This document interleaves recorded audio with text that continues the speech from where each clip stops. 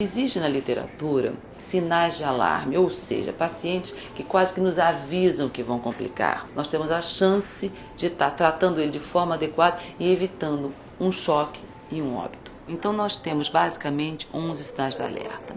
Os mais frequentes e mais significativos, são a dor abdominal intensa e contínua.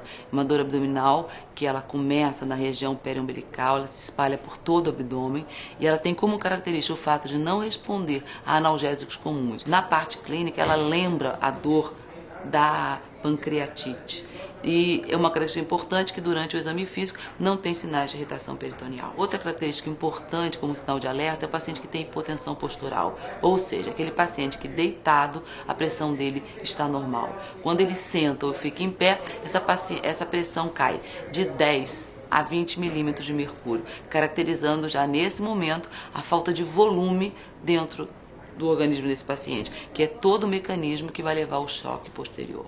Outra manifestação importante são os pacientes que têm vômitos persistentes. Mais uma vez, lembrando o quadro do paciente que tem pancreatite. Outra questão também, principalmente nos idosos e nas crianças, é a questão da queda brusca da temperatura. Aquele paciente que ontem estava com 38,5, 39 e hoje de manhã ele está com a temperatura normal ou mais do que isso, ele faz até hipotermia, ele está com 35, 35,5, isso é um sinal de alerta, isso é uma evidência de pré-choque. Não é infrequente que nessa fase de pré-choque eles possam se apresentar com grande irritabilidade, uma irritabilidade não justificada ou mais que chama mais atenção do que isso é a questão da apatia. Por exemplo, uma criança que ao ser puncionada para se tirar sangue ou pegar uma veia, ela não chora, ela não reclama, ela está muito apática, muito parada, isso significa um sinal de alerta.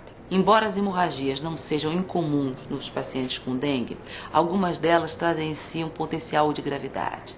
E dentre deles chama atenção a hemorragia digestiva, principalmente aquele paciente que faz hemorragia digestiva alta, que expressa por sangramentos, digestivo alto como hematêmese ou mesmo pelo quadro de melena. Outra questão também importante é quando você examina o paciente e ele tem um fígado aumentado de volume.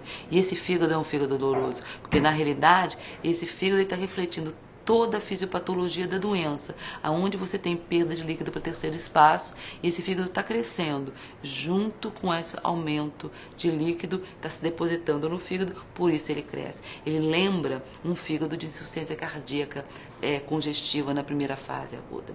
Dentro dessa mesma fisiopatologia, essa perda de líquido para o terceiro espaço é que vai explicar o aumento abrupto do hematócrito. Mais um sinal de alerta é aquele paciente que chega com desconforto respiratório, porque na realidade isso pode estar refletindo a presença de um derrame pleural ou, mais grave do que isso, hemorragias pulmonares. Muito importante também estar monitorizando o volume urinário desse paciente, já que a gente sabe que o que vai fazer com que o paciente entre em pré-choque e choque são todas aquelas citocinas da resposta inflamatória.